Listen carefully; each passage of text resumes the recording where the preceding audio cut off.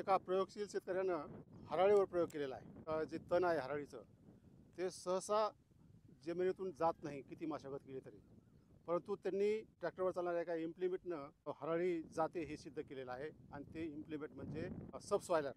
आता मी 2 प्लॉटच्या मधोमध माझ्या डाव्या साईडला आहे ते तिथं त्यांनी नांगरट केलेली आहे, परंतु सबसॉयलर चालवलेलं नाही, तिथली हराळी गेलेली नाही। आणि माझ्या उजव्या साईडला जे आहे तुम्हाला दाखवतो स्क्रीनवर दिसेल की तिथं त्यांनी नांगरटच्या आधी त्यांनी सबसॉयलरचा वापर केलेला आहे, त्यानंतर नांगरट केलेली आहे आणि त्यामुळे त्या शेताच्या तुकड्यामध्ये हराळी जवळपास गेलेली आहे।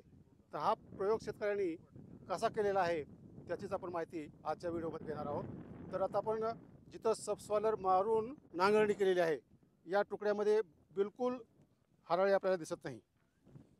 तर हे समोरचा प्लॉट आहे।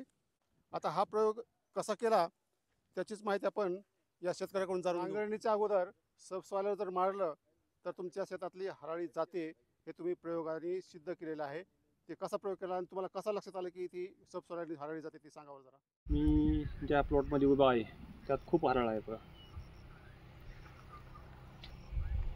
तर ही हराळ मोडावी म्हणून शेतकरी काय करतो, एक तर तणनाशक मारणार किंवा त्याला डबल नांगरणार। पण त्या डबल नांगरटीपेक्षा जर नांगरटी आधी सबसॉयलर जर वापरलं तर त्याचा फरक कसा दिसतो मी आपल्याला 2 प्लॉटमध्ये दाखवू इच्छितो। हा एक बघा आणि रोडच्या पलीकडनं एक तो पण दाखवतो। ह्या प्लॉटमध्ये सबसॉयलर वापरलं आणि 4-5 दिवस सुकल्यानंतर नांगरट काढली। ही हराळ जी राहिलेली आहे ती कशामुळे राहिली, नांगरट काढली आणि तिसऱ्या दिवशी पाऊस झाला म्हणून हराळ शिल्लक आहे, नाहीतर जवळजवळ 90% पुढे हराळ सबसॉयलरमुळे कमी होती। तर ती हराळ कमी होण्याचं कारण काय, ज्यावेळेस सबसॉयलर वापरलं जातं त्यावेळेस सबसॉयलर डीपासून 2 फुटापर्यंत साधारणतः। त्यामुळे काय होतं, हरळीची जी जमिनीच्या आतमध्ये जी थर वाढ असते शाखीय वाढ, तिचा जो गुंता आहे तो तुटल्या जातो आणि जमिनीचा चिकटपणाचा जो थर आहे तो पण फुटल्या जातो। त्यामुळे नांगरट काढत्या वेळेस नांगरटीची खोली आपल्याला जवळजवळ 3 इंचापर्यंत जास्त भेटते, ट्रॅक्टरला पण ते सोपं जातं। त्यामुळं हरळीचं प्रमाण कमी होतं। हा माझा आजपर्यंत एक 8 ते 10 वर्षातला अनुभव आहे। शेतकऱ्याचं म्हणणं कसं खर्च वाढतोय सबसॉयलरचा, म्हणून तिकडे शेतकऱ्यांनी मारलं नाही। सबसॉयलरचा रेट असा ताशी घेतो मी जवळपास 850 रुपये तास, 1.5 तासामध्ये 1 एकर निघतं। आणि नांगरटीचे भाव घेतो मी समजा 2200 ते 2500, हरळीचा नाशणीचे 2400 भाव घेतले होते। आणि सबसॉयलर मारतेस एक काळजी घेणं आहे की जो उतार जमिनीचा उतार आहे त्या उताराच्या दिशेने सबसॉयलर मारणं योग्य असतं, कारण जी खालच्या साईडनं जी बॉटम असतो सबसॉयलरचा तो जमिनीच्या जमिनीच्या मातीतल्या मातीत पोकळी तयार करतो आणि त्या पोकळीद्वारे पाण्याचा निचरा उताराच्या दिशेने होत असतो। त्यामुळे मारतेस ती काळजी घेणं की उताराच्या दिशेनेच सबसॉयलर मारणं, आडवं न मारणं। सबसॉयलरचा एवढे फायदे आहेत तर शेतकरी का मारत नाही ते सांगा बरं। शेतकऱ्याला ती समजच अजून सबसॉयलर म्हणजे काय ही गोष्ट शेतकऱ्याच्या लक्षात येत नाही। शेतकऱ्याला सबसॉयलर म्हटलं तर म्हणतो कोणत्या कंपनीचं खते, शेतकऱ्याचा दृष्टिकोन असा असतो। शेतकऱ्याचे जरी आज मोबाईल हातात आहे, शेतकरी त्या गोष्टीचा पुरेपूर वापर करत नाही। मी तर मोबाईलला म्हणून जादू का पिटारा है वो, जो मांगेगा वो देगा, लेकिन आपकी सोच वही होनी चाहिए। आपको क्या चाहिए उससे पूछो, वो मिनटों में आपको जवाब देगा। इतकी भारी गोष्ट आपल्या हातात असून आपण त्याचा आपण योग्य पद्धतीने वापर करीत नाही।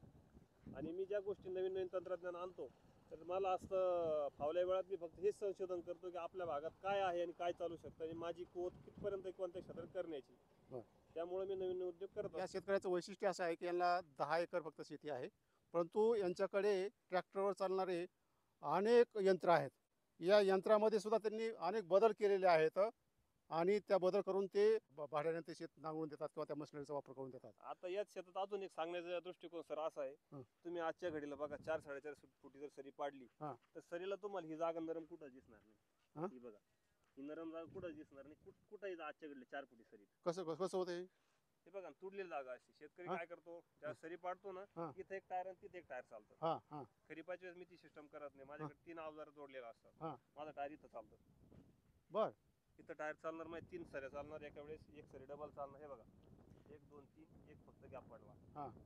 बर त्यामुळं इथं रान तुडत नाही। आणि याच्यात मी अजून अल्ट्रेशन एक असं केलं, त्याला दशे अल्टर केलते। ह्या एवढ्या जागी 3 दात होते, दशे काकरीची 3 दात होते, म्हणजे डायरेक्ट नांगरटीच रान होते, दशे वगैरे रोटा काहीच नाही मारला, डायरेक्ट सरी दशे एक सोबत काम केलं। त्यामुळे रानाचा तुडा कमी झाला। हा एक फायदा आला शेतकरी, पैसा आणि वेळ आणि रानाची तुडवणूक वाचली। तर सांगण्याचा उद्देश असा आहे की फक्त ट्रॅक्टर आहे मग लोक कशी वाडमधडम काम करून जातात, परंतु ही थोडं विज्ञान डोक्यात ठेवून हे त्या त्या इम्प्लिमेंटमध्ये त्या अवजारामध्ये वेगवेगळे बदल करतात आणि चांगल्यात चांगल्या प्रकारे मशागत कशी होईल या प्रकारे त्यांनी ते काम करत असतात.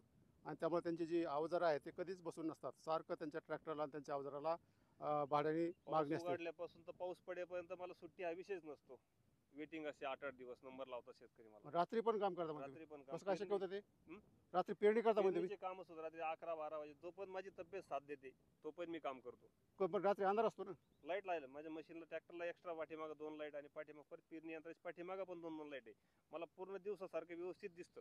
एवढंच नाही तर माझ्या पेरणी यंत्राच्या चाकानंतर पाठी मी घुंगरू बसवलेलं आहे. जोपर्यंत चाक फिरतंय बियाची पेटीचा रोल फिरतोय तोपर्यंत घुंगरू वाजत असतं. मला पाठीमागं बघण्याची पण गरज पडत नाही. घुंगराचा आवाज थांबला तर मला संशय होतो चाकात काहीतरी काडी गुतली किंवा माती येऊन लटकली किंवा चेन पडली किंवा इतर कारणास्तव चाक थांबलं म्हणजे बी थांबलं की माझं कानच सांगतो की बी मागं बंद झालंय थांबून घे.